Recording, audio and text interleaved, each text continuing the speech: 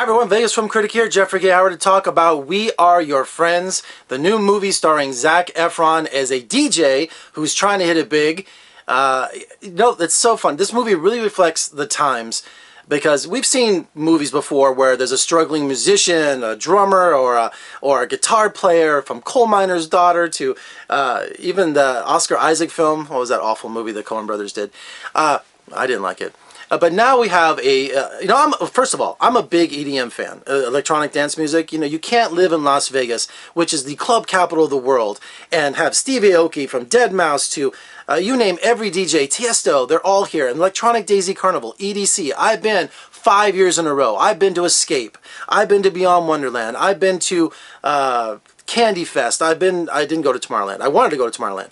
So yes, I can say that I'm a daddy raver. Okay, there, I admit it. But that was the last 6-7 years, and I've kind of I've tapered off now. So I was into the rave scene. I was into electronic dance music because it was just, I love electronic music since I was a kid. I love Devo and I love all that kind of thing. And EDM's been around for a long time, but it's just exploded in the last couple of years. I mean, just come to Vegas. Every billboard is a DJ. So it was just a matter of time before we have a movie about a kid who wanted to be a DJ, how to hit it big. So Zac Efron plays Cole, who's lives in the valley, and he wants to be a DJ, and his friends want to support him, and they all have this dream, but he has the dream more than any of the others.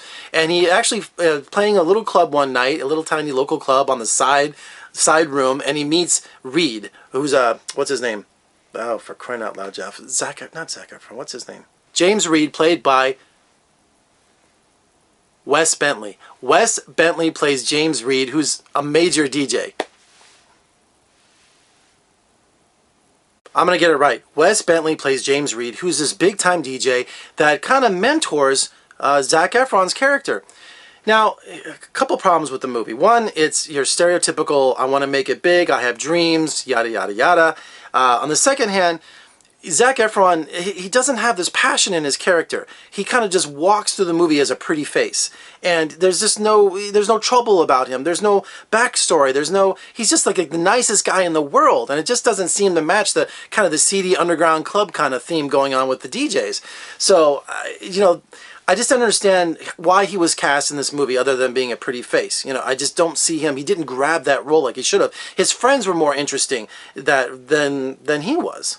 Now, it's really important to have music in this film, and yeah, some of the music was good, but they didn't have any cameos by some big DJs. You think you're going to do a movie about electronic dance music and being a DJ, you would have the Stevie Aokis, you would have the Deadmau5, you would have somebody making some sort of cameo in the film, or you would have a big, kind of DJ concert thing going on, like a playoff or something like that. And they do. At the end of the film, he plays Summerfest, his big break. And here's the problem. It's got to be flashy. It's got to be a spectacle. It's got to be, first and foremost, at night. They do this Summerfest thing in a parking lot in the middle of the day, in this hot summer day. Yeah, it's Summerfest, but it needed to be at night. It needed to mesmerize. It needed to hypnotize. But the movie ended with a whimper.